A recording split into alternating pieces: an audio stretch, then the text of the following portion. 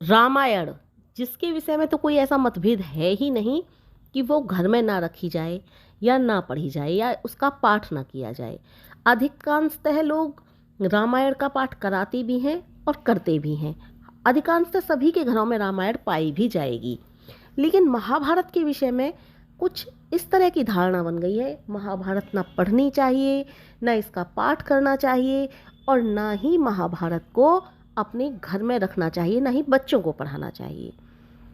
तो जब तक हम अपने ही ग्रंथों को नहीं पढ़ेंगे, हमें क्या पता चलेगा, हमारे बच्चों को क्या पता चलेगा कि हमारे ग्रंथों में क्या है, हमारे इतिहास में क्या हुआ। हालांकि सरकार इतिहास नहीं मानती है अभी इन चीज़ों को, लेकिन हमें तो पता है हमारा इतिहास क्या है। हमें तो पता है श्री कृष्ण, श्री राम, ये सब हमारे पूर्वज हैं और हम अपने पूर्वजों के विषय में ही अपने बच्चों को नहीं बताएंगे तो कैसे पता चलेगा। चलिए, राम के विषय में तो अधिकांशतः सभी रामायण का पाठ कराते भी हैं, करते भी हैं, सबको पता चल जाता है। हालांकि पता तो श्री कृष्ण के विषय में भी है, भागवत कथा का पाठ होता है, लेकिन भागवत कथा में भी कहीं महाभारत का पाठ नहीं हो पाता। इसलिए महाभारत के विषय में कैसे पता चलेगा। महाभारत जो इतिहास का ऐसा युद्ध जिसमें सभी ने भाग लिया था, कैसे पता चलेगा कि किस तरह से किसी ने प्रतिज्ञा ली और उस प्रतिज्ञा के कारण ही सब कुछ तहस नहस हो गया। इसलिए कैसे पता चलेगा कि प्रतिज्ञाएं लो, लेकिन जहां दिखाई दे कि अब इस प्रतिज्ञा के कारण सब कुछ नष्ट भ्रष्ट होने वाला है, तो ऐसी प्रतिज्ञाओं को तोड़ने में ही भलाई है। बात किसकी कर रही हूँ समझ रहे होगे, भीष्म पितामह की हो रही है। तो किस तरह से पता चलेगा कि श्री कृष्ण भगवान ने भी इस तरह से ही एक प्रतिज्ञा भी ली थी। उन्होंने भी ली थी प्रतिज्ञा, लेकिन जैसे ही उन्होंने देखा कि मेरी प्रतिज्ञा सब कुछ नष्ट भ्रष्ट करने वाली है, मेरी प्रतिज्ञा नष्ट भ्रष्ट करने के आड़े आ रही है, तो उन्होंने तुरंत प्रतिज्ञा तोड़ी। बात श्री कृष्ण भगवान की उस प्रतिज्ञा की कर रही हूँ जब उन्होंने कहा था मैं युद्ध में हथियार नहीं उठाऊंगा। लेकिन जैसे ही उन्होंने देखा कि अब पांडवों पर भीष्म पितामह भारी पड़ रहे हैं, इधर भीष्म पितामह ने भी प्रतिज्ञा ली थी कि मैं भी युद्ध के दौरान श्री कृष्ण को हथियार उठाने पर विवश कर दूंगा। लेकिन जब देखा श्री कृष्ण भगवान ने जैसे ही कि अब मेरी प्रतिज्ञा युद्ध में आड़े आ रही है और पांडवों पर भारी पड़ रही है, तो उन्होंने तुरंत प्रतिज्ञा तोड़ी। या फिर ये भी कह सकते हैं कि अपने भक्त को या अपने चाहने वालों को वो कभी भी छोटा नहीं दिखाना चाहते थे। यानी कि भीष्म पितामह श्री कृष्ण भगवान से अत्यंत प्रेम करते थे, और या यूं कहें कि उनके भक्त थे, अगर श्री कृष्ण भगवान को भगवान के रूप में देखा जाए तो उनके अगर वो भक्त थे या उनसे प्रेम करते थे, तो श्री कृष्ण भगवान ने भी उनकी प्रतिज्ञा को अपने शिरोधार्य लिया कि आपकी प्रतिज्ञा ही ऊपर रहेगी, मेरी प्रतिज्ञा आपकी प्रतिज्ञा के सामने कुछ भी नहीं। तो इस तरह की घटनाएं हमें कैसे पता चलेंगी, इस तरह की बातें हमें कैसे पता चलेंगी, जब हम महाभारत जैसी चीज़ को पढ़ने के ही योग्य नहीं समझते। कहते हैं कि महाभारत घर में रखी जाए तो विध्वंस हो जाता है। ऐसा कुछ भी नहीं होता। हमारे यहाँ महाभारत भी है, रामायण भी है, और आज से नहीं, जिस समय मैं बहुत छोटी थी उस समय से ही मैंने अपने यहाँ महाभारत और रामायण दोनों ही देखी। जैसा कि मैं आपको पहले भी बता चुकी हूँ कई बार, मेरे पिताजी आर्य समाजी विचारधारा के थे और वो इन बातों को नहीं मानते थे।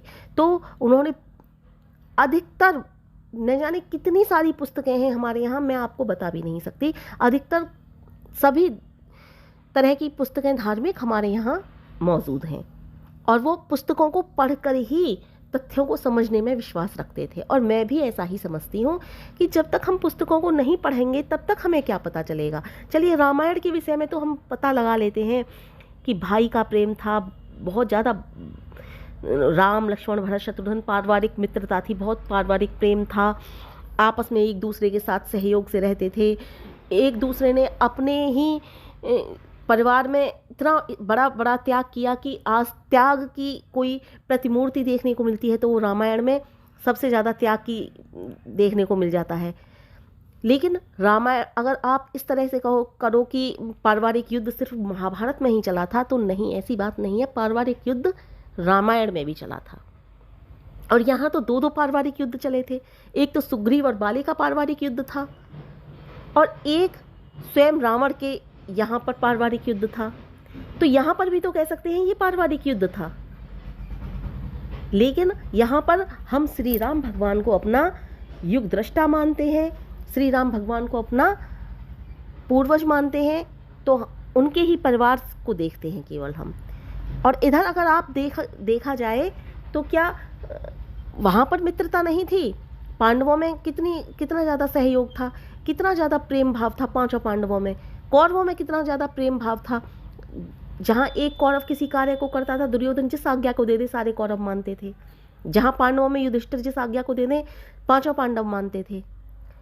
तो कहानी चारों तरफ होती है, हम हर जगह होती है, लेकिन अगर हम इन्हीं आधारों पर, कुछ बातों के आधारों पर ये कह दें कि नहीं जी महाभारत घर में रखनी ही नहीं चाहिए, तो हम अपने बच्चों को एक बहुत बड़ी सामाजिक व्यवस्था कह सकते हैं, या बहुत बड़े विचारधारा कह सकते हैं, या बहुत बड़ी एक जो हमारा इतिहास था उससे वंचित रखते हैं हम। तो इस तरह से हमें उनको वंचित नहीं रखना है। महाभारत भी हमें पढ़ना सिखाना चाहिए, अपने बच्चों को पढ़ाना चाहिए। और मैं तो बहुत ज़्यादा आभार व्यक्त करती हूँ महाभारत का, जो कि महाभारत उन्होंने टीवी पर लेकर के आए और महाभारत की कहानी हम सब ने देखी। उस समय हम बहुत छोटे छोटे थे जब महाभारत सीरियल आता था टीवियों पर, और सब ने देखा था। अब दूसरी बार भी जब कोरोना काल में चला था महाभारत, तो सभी ने देखा, सब बच्चों ने देखा और सबको पता चला रामायण और महाभारत के विषय में। तो मैं तो बहुत बड़ा आभार व्यक्त करती हूँ कि कम से कम इस ही बहाने बच्चों को महाभारत के विषय में पता तो चला। रामायण के विषय में तो अधिकांशतः सभी कहानियाँ सुना देते हैं, रामायण घरों घरों में करी भी जाती है। कुछ घरों में केवल और केवल जो रामायण की चौपाइयाँ हैं उनके आधार पर करी जाती है, दोहा और चौपाइयों के आधार पर। तो कुछ घरों में संपूर्ण अर्थ सहित करी जाती है। इसलिए मैं गुजारिश यही करूँगी कि दोहा और चौपाइयों के अलावा अगर रामायण को अर्थ सहित पढ़ा जाए तो बच्चों की समझ में ज़्यादा आएगा। और थोड़ा थोड़ा रामायण और महाभारत का पाठ अधिकांशतः सभी घरों में किया जाए। अगर आप पाठ करना अच्छा नहीं समझते महाभारत का, तो ठीक है, महाभारत की सीरीज़ ले आइए, थोड़ी थोड़ी बच्चों को दिखाइए। कम से कम बच्चों को देखने से पता तो चलेगा कि महाभारत में क्या है। आप जिस समय भी अच्छा मानते हो उस समय चला लीजिए। बहुत से लोग कहते हैं सुबह सुबह महाभारत नहीं चलानी चाहिए। ठीक है, सुबह सुबह मत चलाइए, दोपहर में चला लीजिए। लेकिन मैं आपको एक बात बता दूं, जब हम बहुत छोटे छोटे थे महाभारत सीरियल आता था तो वो सुबह को ही आता था और हम सब सुबह को ही देखा करते थे, और कभी कुछ अहित नहीं हुआ, अनिष्ट नहीं हुआ। महाभारत देखने से, पढ़ने से कभी कुछ अहित और अनिष्ट नहीं होता है। हाँ, जो गलत बातें हैं उन्हें अपने अंदर धारण नहीं करना चाहिए, चाहे वो दुर्योधन की बात गलत हो, चाहे वो दुशासन की बात गलत हो, चाहे फिर वो युधिष्ठिर, धर्मराज युधिष्ठिर की ही बात गलत क्यों ना हो। जैसा कि उन्होंने जुआ में अपने सभी भाइयों को लगा दिया, हालांकि उन भाइयों पर उनका कोई अधिकार नहीं था। अपनी, यहाँ तक कि अपनी पत्नी तक को उन्होंने दांव पर लगा दिया। तो चाहे वो धर्मराज युधिष्ठिर ही क्यों ना हो, गलत बात किसी की भी हमें अपने जीवन में धारण नहीं करनी है। और इधर रामायण को हम अच्छा मानते हैं तो गलत बात तो रामायण की भी धारण नहीं करनी हमें अपने अंदर। जैसे कि माता कैकेयी ने अपने पुत्र भरत के लिए इतनी स्वार्थी हो गई कि अपने पुत्र भरत के लिए राज्य मांग लिया। तो इतना भी स्वार्थीपन हमें रामायण से नहीं सीखना है। जहाँ से भी सीखनी है, जहाँ से भी सीख लेनी है, अच्छी सीख लेनी है।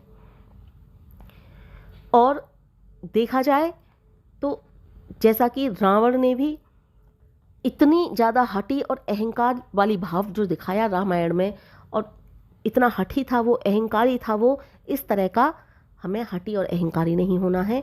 यानी कि अपने पूरे परिवार का ही विनाश कर लिया। तो कहीं भी हो, रामायण हो चाहे वो महाभारत हो, गलत सीख हमें कहीं से नहीं लेनी है। विचारधारा कहीं की भी हो, अच्छी विचारधारा को अपनाना है, गलत विचारधारा को सदैव छोड़ते जाना है। जैसे कि दुर्योधन, जिस समय पांडवों ने इंद्रप्रस्थ की रचना की थी, उस समय वहाँ पर दुर्योधन गया था देखने के लिए, और वो जल को थल, थल को जल समझ बैठा और पानी में गिर पड़ा था।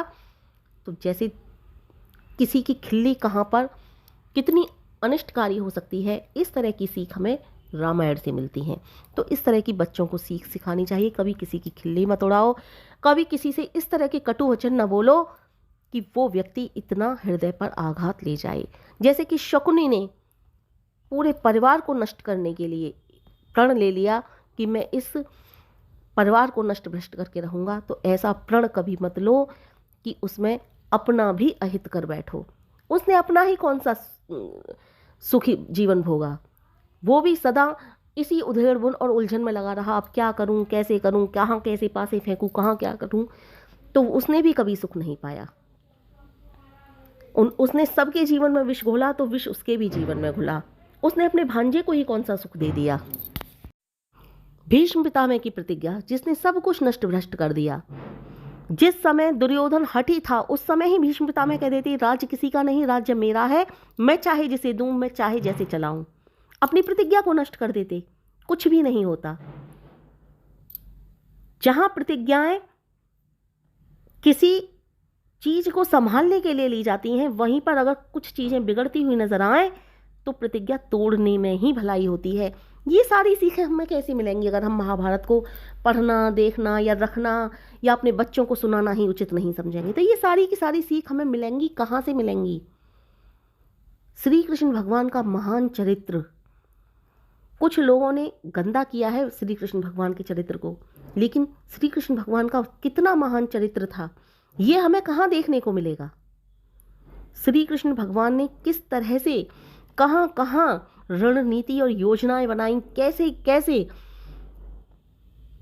नीचोत्तमों से उन्होंने छुटकारा दिलाया, कैसे कैसे नीच व्यक्तियों से उन्होंने पांडवों को कहाँ कहाँ कैसे कैसे बचाया।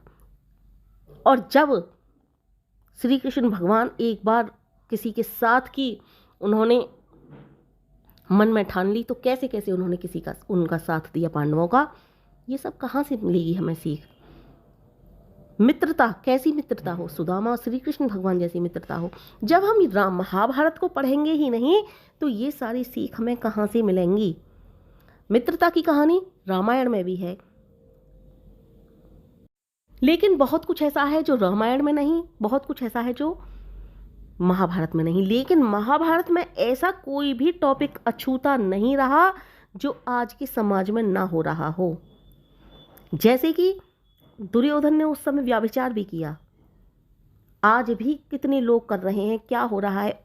उस समय महाभारत काल एक ऐसा काल है कि उस समय का कोई भी पाप ऐसा नहीं जो आज के युग में ना हो रहा हो। उस समय किस तरह से उन सब घटनाओं से हमारे पूर्वजों ने छुटकारा पाया और आज के युग में हम किस तरह से किसी भी प्रकार की घटना से, गलत घटना से कैसे छुटकारा पा सकते हैं, कैसे नीच व्यक्तियों से छुटकारा पा सकते हैं, ये सीख हमें सिर्फ और सिर्फ महाभारत दे सकती है।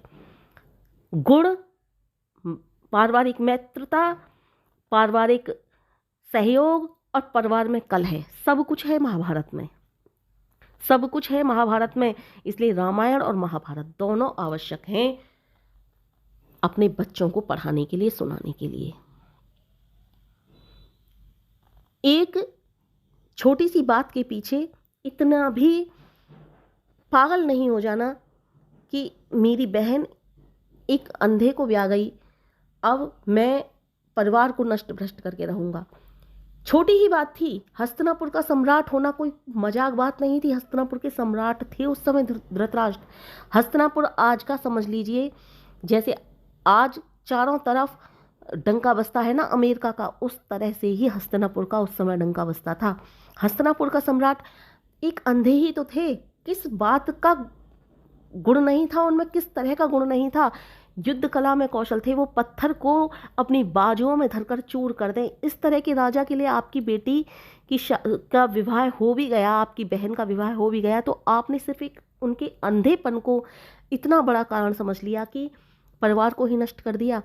उस परिवार में आपकी बहन का भी तो सब कुछ नष्ट हुआ। जिस बहन के लिए आपने प्रतिज्ञा ली उस बहन का ही सब कुछ नष्ट कर दिया। तो क्या अच्छा किया? ये सारी की सारी कहानियाँ हमें, ये सारी की सारी बातें हमें, ये सारी की सारी शिक्षाएं हमें सिर्फ और सिर्फ महाभारत से मिल सकती हैं। तो महाभारत कभी भी ऐसा ग्रंथ मत समझिए कि हमें घर में नहीं रखना चाहिए, पढ़ना नहीं चाहिए। क्यों नहीं पढ़ना चाहिए? गीता का उपदेश जो अमृतमयी है, जो प्रत्येक मनुष्य के जीवन को बदलने की क्षमता रखता है और है उसके अंदर क्षमता। प्रत्येक मनुष्य का जीवन बदल सकता है यदि वो गीता के उपदेशों को अपने जीवन में ढाल ले। इस तरह की महाभारत को घर में रखने से मना कर दिया, इस तरह की महाभारत को बच्चों को सुनाने से मना किया, इस तरह की महाभारत को बहुत से लोग देखना भी उचित नहीं समझते महाभारत, तो ये गलत बात है। बच्चों को दिखाइए महाभारत की। चलो ठीक है, आप घर में नहीं रखते तो खुद स्वयं आपको जितना पता है महाभारत के विषय में अपने बच्चों को कहानियाँ सुनाइए। जब सुनाओगे आप तभी तो समझेंगे बच्चे। उनको एक एक शीर्षक के विषय में बताइए, ऐसा क्यों हुआ, ऐसा क्यों किया, ऐसा करने से नुकसान क्या है, लाभ क्या है, और साथ में उन्हें रामायण भी पढ़ाइए और रामायण भी सुनाइए। तो इन सब चीज़ों को जब देखेंगे समझेंगे, क्योंकि कुछ दिन बाद बड़े हो जाते हैं बच्चे तो अपनी पढ़ाई में इतनी व्यस्त हो जाते हैं, इन चीज़ों की तरफ वो ध्यान नहीं देते, इसलिए छोटे होते हैं तभी इन चीज़ों को उनके दिमाग में भर भर करके डाल दीजिए ताकि वो अच्छे से समझ सकें कि हमारे पूर्वज श्री राम, श्री कृष्ण और हमारे इतिहास में क्या हुआ था। अवश्य रामायण और महाभारत दोनों बच्चों को दीजिए।